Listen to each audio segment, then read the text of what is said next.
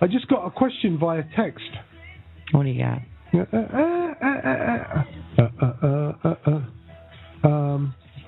You don't say. Question from Steve Lavington.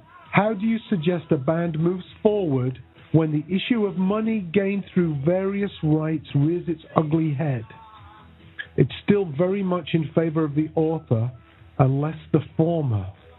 If you want to put a band together and you want to write all of the songs and own all of the rights and get all of the money from all of the songs, you're going to have a problem really quickly with a band. What's the reason for the band to slog and starve and work and not sleep to help you sell copies of basically your album that they played session on, And so when if that album makes a lot of money and a large portion of that goes to the songwriter, the rights holder, then that person needs to understand that it's not a triumph for them to get all of the money. They need to compensate the other individuals in some creative way. Otherwise, there won't be a band. And that goes back to publishing rights and all that stuff. Yeah.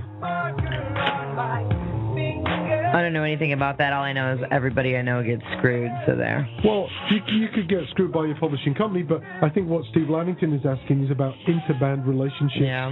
And it can get ugly really quickly. I think it really messed up the Smiths, loads of bands. And there's no reason for that. A good manager or a good people person is going to know, hey, if I make 20 grand and the other people in the band make nothing, at least I'm going to fucking buy dinner or, I'm going to have a case of water.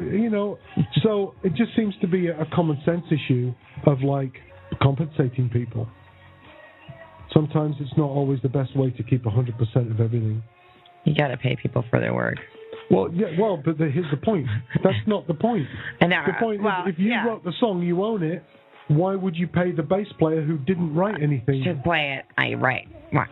So, but if you've made 20 grand from that you're writing the song, you can at least say to the bass player, hey, thanks for coming on this tour, here's an extra grand. Sure.